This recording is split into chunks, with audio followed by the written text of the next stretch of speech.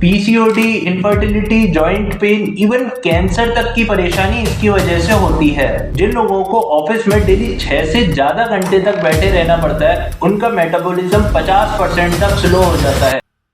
Top 20 chronic disease का part 1 अगर अभी तक आपने नहीं देखा तो पहले आप उसको जाके देख लीजिए, क्योंकि मैंने उसमें बहुत ही इंटरेस्टिंग और शॉकिंग फैक्ट्स बताए हैं जो आपको पूरे इंटरनेट पर कोई भी नहीं बताएगा। चलिए तो इसको आगे कंटिन्यू करते हुए आज हम बात करने वाले हैं ओबेसिटी के बारे में। और आप जान के हैरान हो जाएंगे कि पहले ओबेसिटी सिर्फ वेस्टर्न कंट्रीज के लोगों को होती थी, लेकिन अब भारत में 35% लोग ओबेसिटी से परेशान हैं। ओबेसिटी का मतलब होता है ओवरवेट, और ये सिर्फ लुक्स का मैटर नहीं है, ये आपके शरीर के अंदर लगभग 200 से ज्यादा बीमारियों को क्रिएट कर देता है। PCOD, infertility, joint pain, even cancer तक की परेशानी इसकी वजह से होती है।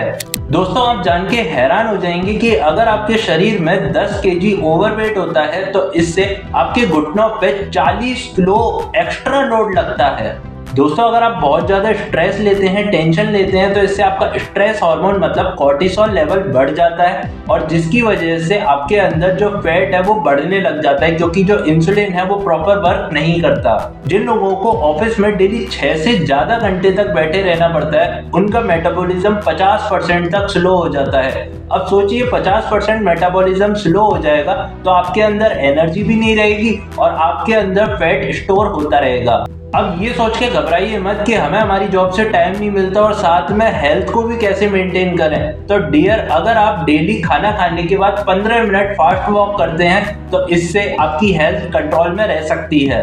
लेकिन अगर रात को 10 बजे के बाद भी आप जंक फूड खाना नहीं छोड़ रहे हैं तो आप अपनी बीमारियों के जिम्मेदार खुद हैं। अब बात करते हैं फैटी लीवर की। तो आप जान के हैरान हो जाएंगे कि भारत में लगभग 40% यूथ को फैटी लीवर की समस्या देखी गई है।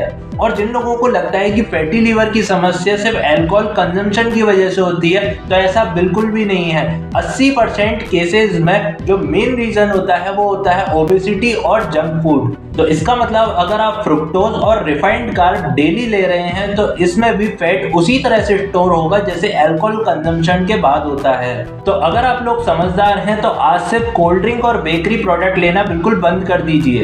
अब आप सोचेंगे मुझे तो फैटी लीवर का कोई सिम्टम है ही नहीं, ना मेरे पेट में सूजन है, ना मेरे राइट साइड में पेन है, तो फिर मुझे फैटी लीवर कैसे हो सकता है? तो मेरे भाई, फैटी लीवर के सिम्टम इनिशियल स्टेज पे नहीं दिखते, और जब तक दिखते हैं तब तक आपका जो लीवर है वो 70% तक खराब हो चुका होता है, और फिर इसको रिकवर करना भी मुश्किल पड़ जाता है। अब मेरी बात ध्यान से सुनो कि फैटी लीवर अकेला कभी नहीं आएगा, ये अपने साथ में लेके आएगा स्ट्रोक, डायबिटीज और हार्ट डिजीज जैसे खतरे, और इसका खतरा बढ़ जाता है लगभग 200% तक। तो फिर क्या करें? तो इसके लिए आप सिंपल सा ये करिए कि आपका वेट जितना भी है उसका 5 से 10% और रिड्यूस कर लीजिए। इससे आप कम से कम अपने लीवर को तो बचा पाएंगे। अब बात करते हैं क्रॉनिक किडनी डिजीज के बारे में। तो ये भी साइलेंट किलर होता है, ये भी आपको कोई सिम्टम नहीं देता, और जब तक पता चलता है आपकी 90% किडनी खराब हो चुकी होती है। 60 to 70% केसेस में किडनी फेलियर का जो मेन रीजन है वो है डायबिटीज और हाइपरटेंशन। तो अगर आपको इनमें से कोई भी बीमारी है तो जल्दी से किडनी का टेस्ट और करा लीजिए। जो लोग डेली स्मोकिंग करते हैं ये सोच के कि आज तक हमें कुछ नहीं हुआ तो आगे क्या हो जाएगा, तो उनके लिए एक साइंटिफिक फैक्ट मैं लेके आया हूँ कि आपकी किडनी के अंदर जो ब्लड वेसल्स हैं वो स्मोकिंग की वजह से डैमेज होने लगती हैं, जिसकी वजह से आपकी फिल्ट्रेशन कैपेसिटी भी डाउन हो जाती है। और अगर यकीन नहीं हो तो जाके चेकअप करा लीजिए। जब मैं टीनेजर था तो मुझे कोल्ड ड्रिंक पीना बहुत पसंद था, तो बाद में मुझे ये पता चला कि कोल्ड ड्रिंक के अंदर प्रेजेंट जो फ्रुक्टोज सिरप होता है वो आपकी किडनी को डैमेज कर देता है। तो भैया मैं तो टाइम से बच गया, अब आप भी बच जाइए। जो लोग खुद को फिट बनाने के लिए जिम जाते हैं और हाई प्रोटीन इंटेक लेते हैं तो उनके लिए एक छोटा सा सजेशन है, आप अपनी बॉडी को डिहाइड्रेट मत होने देना, वरना इससे आपकी किडनी फेल हो जाएगी। तो इसलिए आपको लगातार पानी पीते रहना है। ज्यादातर फीमेल्स को पेन किलर लेना बहुत ज्यादा पसंद है। थोड़ा सा सिर दर्द हुआ, पेन किलर ले लो, पीरियड्स आए, पेन किलर ले लो, पेट दर्द हुआ, पेन किलर ले लो। तो मैडम अपनी किडनी का भी थोड़ा सा ध्यान रखिए। हमें पूरे दिन में 5 ग्राम से ज्यादा नमक की रिक्वायरमेंट नहीं है, और फिर भी आप क्या करते हैं कि सॉल्टी फूड लेते हैं। अब बोलेंगे कि आप सॉल्टी फूड तो नहीं लेते हैं, तो मेरे भाई जो प्रोसेस फूड आप लेके आ रहे हैं, पैक फूड आप लेके आ रहे हैं, उसमें जितना सॉल्ट है वो किसी में नहीं हो सकता।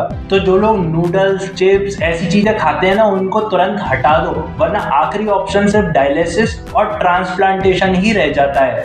अब अगला है COPD। आप में से ज्यादातर लोगों को मैं गारंटी दे रहा हूँ कि आपको इसकी फुल फॉर्म भी नहीं पता होगी, लेकिन क्या आप जानते हैं ये प्रॉब्लम इतनी सीरियस है कि भारत में हर 3 में से 1 इंसान को COPD की परेशानी हो रही है और ये दुनिया में मौत की तीसरी सबसे बड़ी वजह है। अगर आपको इसकी फुल फॉर्म पता है तो कमेंट में जरूर बताना।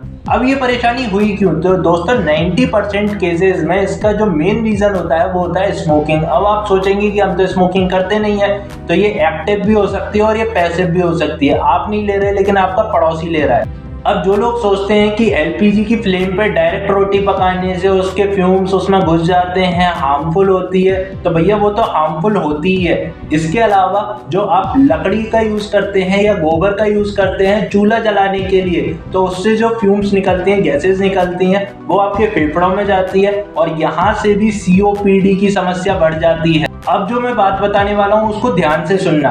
COPD की परेशानी से आप छुटकारा कभी नहीं पा सकते, लेकिन इसको कम जरूर कर सकते हैं। अगर ये एक बार हो गई तो ये बहुत घातक बीमारी है। तो दोस्तों स्मोकिंग करना कूल नहीं लगता, ये बेवकूफ़ी लगती है। जो लोग COPD के पेशेंट हैं उनसे जाके एक बार मिलिए, पूछिए उनसे कि उनको सर्दी और बारिश में कैसी फीलिंग आती है। जब ह्यूमिडिटी और कोल्ड एयर बढ़ता है ना, तो इससे आपका जो रेस्पिरेशन है वो प्रॉपर नहीं होता और वहाँ इरिटेशन होने लगती है और जिसकी वजह से ब्रीदिंग और ऑक्सीजन लेवल डाउन हो जाता है। जिन लोगों को अभी तक किसी भी पॉइंट पर हर्ट हुआ या फिर बुरी लगी, तो भैया आप अपनी हेल्थ के खुद जिम्मेदार रहिए। और इसके अलावा अगर आपको ये फैक्ट इंटरेस्टिंग लगे, शॉकिंग लगे या फिर आपको कुछ नहीं पता था इसमें से, तो पार्ट 1 और पार्ट 3 के लिए रेडी हो जाइए, उसको जरूर देखिए। और अगर आपके कोई भी क्वेश्चन है तो कमेंट में जरूर पूछिए।